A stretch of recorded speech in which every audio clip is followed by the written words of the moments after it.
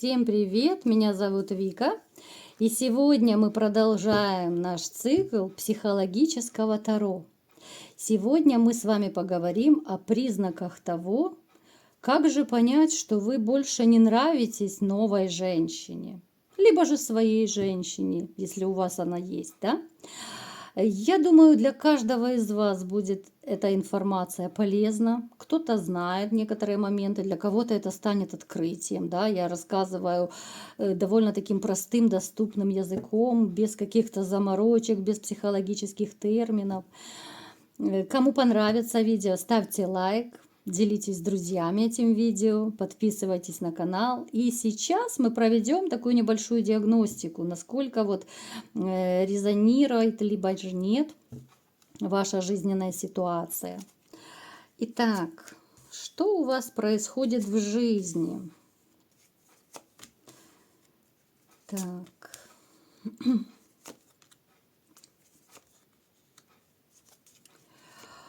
У вас сейчас, знаете, вот зашкаливает просто энергия любви.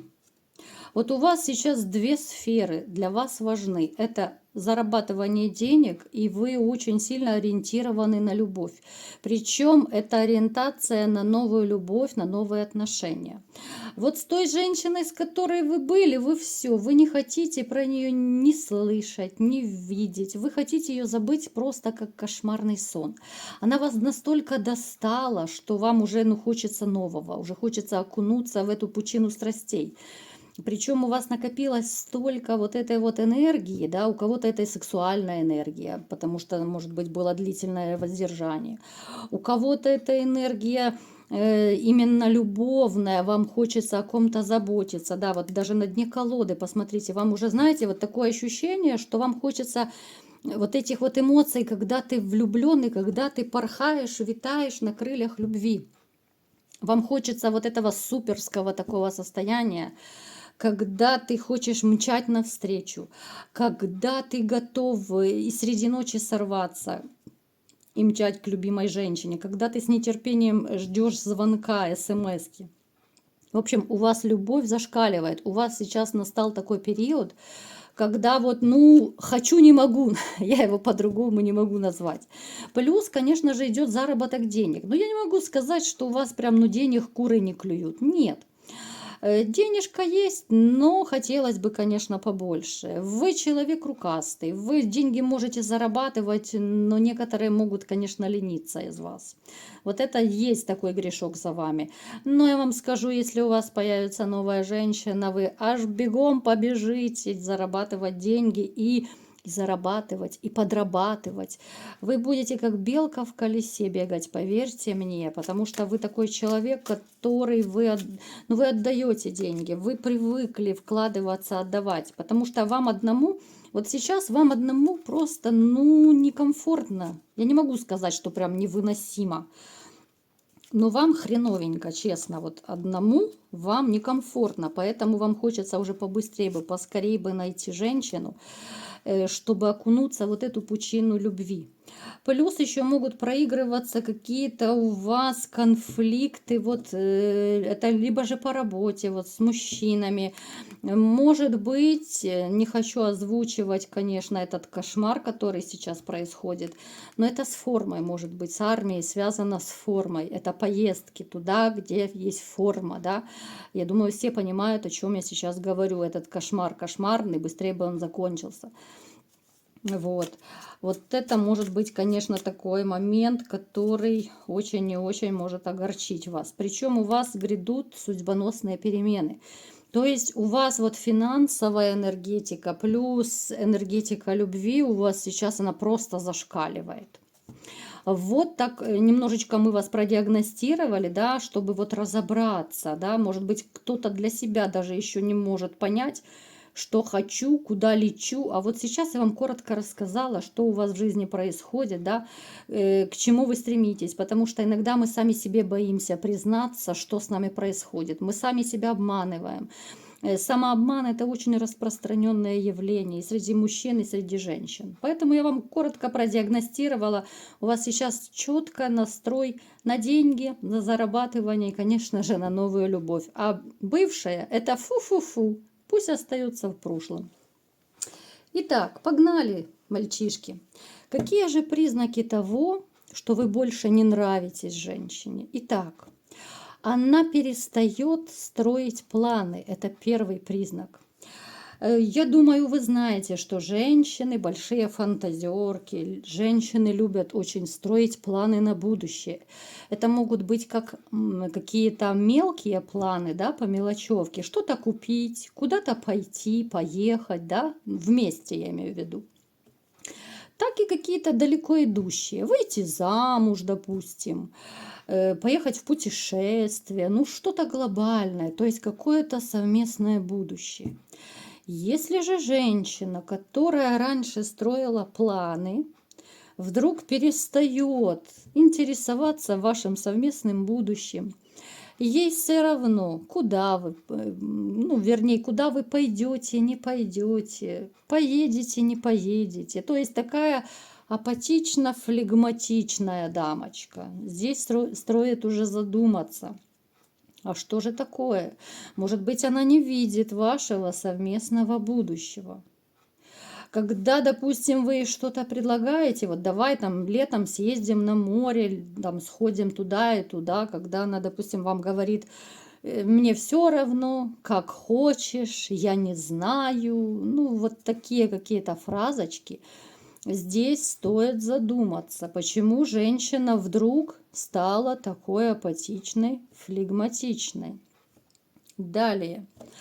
Следующий признак. Это касается тех пар, которые, ну вот, встречаются, да, вот если у вас, у кого появится женщина, то обращайте внимание, если будет такой признак. Она избегает встреч с вами.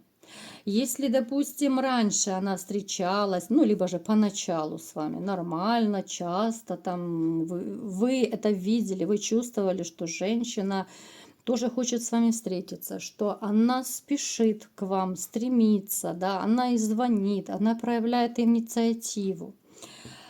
А здесь вдруг как-то она постоянно, то она занята, то у нее болит голова, то она заболела, то нужно там маме помочь, то еще что-то. И эти встречи и звонки, и ваше общение стало намного реже. Стоит задуматься, что у человека просто реально пропал интерес. Потому что если женщина влюблена в мужчину и заинтересована, я уже не говорю про любовь, да, это более глобальное чувство. Да ты бросишь все на свете, ты 10 дел переделаешь, но ты найдешь время хотя бы 5 минут увидеться с мужчиной. Напишите мне в комментариях, вы согласны со мной или нет. Поэтому обращайте внимание, если женщина начинает избегать с вами вообще каких-либо контактов. И редкие звонки, редкие смски появляются, встречи все реже. Далее. Женщина избегает занятий интимом. Это вообще очень большой, я считаю, признак и очень такой серьезный, немаловажный. Потому что, как вы знаете, интимная жизнь, она стоит на втором месте в отношениях. Сначала это духовная, душевная близость и родство, да? А на втором месте интим. И когда человек начинает вдруг отказываться от интима, стоит серьезно задуматься. Может быть, у нее этот интим с кем-то другим. Ну, как-то странно, да, что раньше она все хотела, все было хорошо. А здесь вдруг она стала, то она занята, то она устала, то у нее голова болит, то еще что-то, да. Ну, то есть нужно очень серьезно задуматься и реально поговорить с женщиной, что происходит. Далее. Женщина все больше может развлекаться, ходить куда-то без вас. Вот эти вот ваши редкие встречи, они могут еще быть редкие, потому что женщина может с подружками, там, с сестрами, с кем угодно, да, какие-то компании, тусовки. Если раньше она ходила с вами, допустим, все больше, а здесь ей как-то комфортнее без вас. Стоит задуматься, а почему женщина проводит время больше без вас, чем с вами, это тоже очень и очень серьезный звоночек, потому что влюбленная женщина, она всегда хочет как можно больше времени проводить с мужчиной, тем более, если это любимый мужчина. Далее, следующий признак.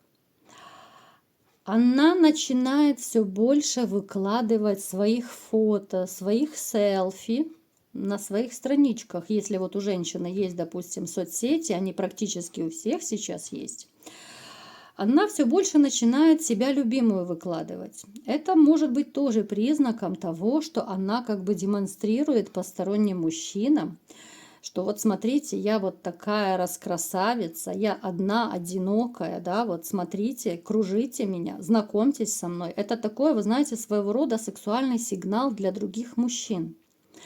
Вроде бы, казалось бы, это чепуха, да, всего лишь выложила, ну, селфи, ну, выложила, ну и что, да? Но когда этих селфи, этих фото становится все больше, я не беру во внимание там 1, 2, 3 фотографии, да, а когда вот она постоянно, как будто она себя преподносит мужчинам, да, потому что соцсети здесь заходят в гости, да, здесь заходят другие мужчины, они могут написать, они смотрят фотографии. И женщина таким образом, она как бы обращает внимание на себя. Вот смотрите, я одна на фотографии, да, я вот такая раскрасавица, тем более, если она еще и в купальнике, либо же в каких-то откровенных позах себя выставляет. Это уже очень большой звоночек. Она таким образом призывает новых мужчин: знакомьтесь со мной, я одна, да, я на фото одна, у меня никого нет, я открыта к новому знакомству. На это тоже нужно обращать внимание. Я знаю, многие мужчины не любят, когда женщины вот выкладывают либо же фото в купальниках, либо же какие-то вот коротенькие юбочки, откровенные позы какие-то. Запрещают реально выкладывать. Далее. Когда женщине, следующий признак, когда женщине неприятны ваши прикосновения. Причем, знаете, вот есть такой момент, вот если вы, допустим, ну, живете вместе, либо же там встречаетесь, но периодически на ночь вы можете остаться, да. Бывают такие случаи, что, допустим, вот она уснула, да, первая, а вы, ну, либо же среди ночи вы просыпаетесь, а она спит. И бывает, что вот она во сне просто вот к вам прикоснулась случайно, вот ворочалась, да, там рукой, либо же ногой прикоснулась. Вот она прикоснулась и тут же отдергивает руку, да? Но это настолько вот подсознательно, это рефлекторно происходит, что вот даже во сне ей неприятно, может быть, даже противно прикасаться к мужчине. Это если происходит именно даже во сне, то это уже сильнейший знак того, что женщине реально неприятно быть с вами. И, конечно же, тем более ей неприятны ваши прикосновения. Она может даже и не только во сне, она может и наяву, когда вы пытаетесь ее приобнять, поцеловать, там, да, чмокнуть в щечку даже, может быть, там на прощание, либо как, когда уходите на работу. Она может либо же отвернуться, либо же как бы невзначай в сторону отойти, да, а потом, ой, да ты не попал, хихи-ха-ха, да, вот. Ну, то есть вот такие вот увиливания от ваших прикосновений. Вы хотите ее приобнять, а она раз и отошла, она раз и отодвинулась. То есть разные могут быть ситуации, да, потому что у всех обнимашки, целовашки абсолютно по-разному происходят. Ну, то есть вы поняли вот именно в чем фишка. Ей неприятны ваши прикосновения, ваши объятия, ваши поцелуи, да? Плюс к этому она еще, как я уже говорила, может избегать интима. Далее. Следующий признак. Когда она с вами, она все больше сидит в телефоне. Понятное дело, что сейчас, да, время гаджетов, сейчас многие, конечно, сидят и переписываются, но когда это переходит уже всякие границы, когда женщина, может быть, даже сидит на свидании с вами, бывают такие, кстати, случаи, когда это новое знакомство, и она сидит за столом, вот в кафе, допустим, да, с мужчиной, и она в телефоне постоянно. Но о каком интересе здесь может идти речь? Ну, согласитесь. Вот что она там делает? Может быть, она переписывается. Может, у нее, кроме вас, еще там 20 поклонников. Может быть, она на сайте знакомств вообще сидит. То есть это тоже говорит о том, что при встрече с вами она, ну, не заинтересована в общении, в вашем совместном общении. И в вас она не заинтересована. Вроде бы такие вот банальные вещи я говорю, да, но далеко не все обращают на них внимание. Вернее, мы это все видим, но мы не хотим анализировать, и мы не хотим понимать, что да, вот она охладела, она разочаровалась, она не хочет быть со мной, да, довольно часто вот тот же самообман. Далее, следующий признак. Она при вас начинает легко говорить о других мужчинах. Это могут быть как друзья ее какие-то, это могут быть и коллеги, и однокурсники, и бывшие ее. То есть, если она раньше с легкостью не могла так при вас разговаривать, ей было неудобно, да, она могла не вспоминать бывших, она могла, ну, вообще как-то о других мужчинах особо с вами не разговаривать, никого не обсуждать, то здесь она вот этим своим таким вот, знаете, открытым, легким отношением к другим мужчинам, она дает вам подсознательно понять, что вот для нее существуете не только вы, что она рассматривает и других мужчин, она рассматривает отношения с другими мужчинами, она не против отношений с другими мужчинами. То есть это такой своего рода посыл. Обычно в отношениях вот, ну, люди как-то стараются, ну, это в нормальных, в адекватных отношениях, я имею в виду, стараются как-то бывших особо не вспоминать, да, вот, ну, чтобы не делать друг другу больно, как-то душу не бередить, потому что, ну, всегда это неприятно, да, ну как это вот обсуждать со своей женщиной свою бывшую, допустим, да, либо же бывшего мужчину. Ну, это не очень красиво, да, это мягко сказано. А здесь, когда она начинает так свободно говорить, да, вот там и тот мужчина, и, может быть, она приходит с такой легкостью, начинает рассказывать, вот, и тот мне подмигнул, и тот мне, коллега хотел мне цветочки подарить, там, или еще что-то, да, какие-то истории рассказывать. Ну, то есть она показывает, что да, она нравится мужчинам, и она, в общем-то, она не против пофлиртовать, она не против общения с другими мужчинами, но она это не говорит прямо просто. Но это такое косвенное подтверждение ее настроя на других мужчин и на другие отношения. Ну и последний на сегодня, самый такой основной признак, это то, что вы чувствуете, вы знаете, что конец отношений уже близок. Вот казалось бы странно, да, так как-то парадоксально звучит, но все, и мужчины, и женщины, вы все чувствуете, что конец близок. Не бывает расставаний, просто хоп и в одночасье. Такого не бывает, ну поверьте. Что бы вы мне ни говорили, такого не бывает. Всегда есть какой-то период, когда люди отдаляются. Сначала это маленькая трещинка, сначала это какие-то недовольства друг другом, какие-то претензии взаимные, какое-то вранье, да. И эта пропасть становится все больше. Чем больше вранья, чем больше вот копится, знаете, вот как снежный ком. Чем больше этих претензий, тем больше люди отдаляются, тем больше человек начинает раздражать и проходит любовь. Это довольно сложный механизм, и он в одночасье, ну, никак не получается. Поэтому мы чувствуем, что охлаждение появилось в отношениях, да, когда, допустим, вы чувствуете, что она уже не такая ласковая, она уже не такая нежная, она уже не делает то, что делала раньше. Если даже раньше, допустим, был тот же интим бурный и страстный там по всей Камасутре, то сейчас это уже все поза бревна и все, и до свидания. Это такое, знаете, вот я за себя полежу, поза Ленин в мавзолее, да.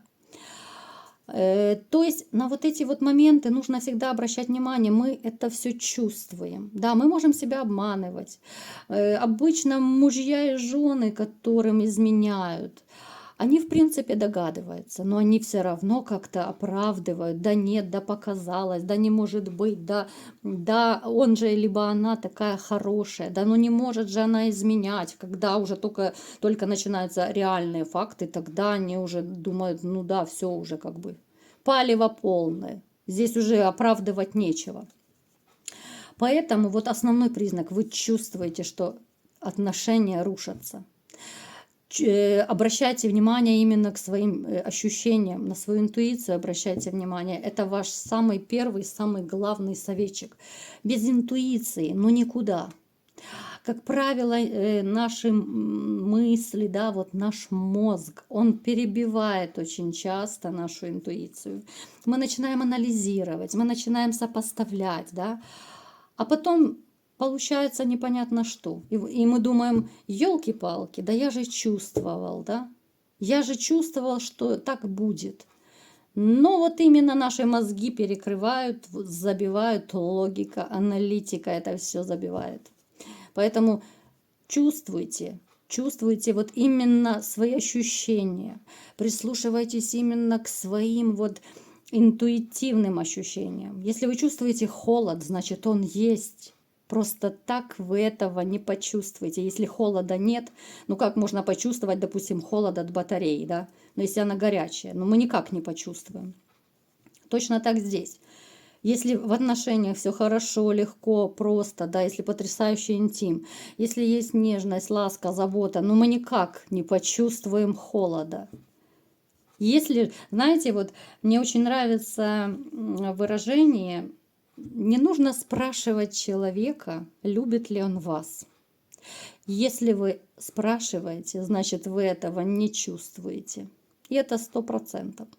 Когда ты чувствуешь, да, что тебя любят, что ты нужен, ты это просто знаешь, да, вот по поступкам, по отношению, даже не по словам. Слова – это пустой звук, хоть и красивые слова.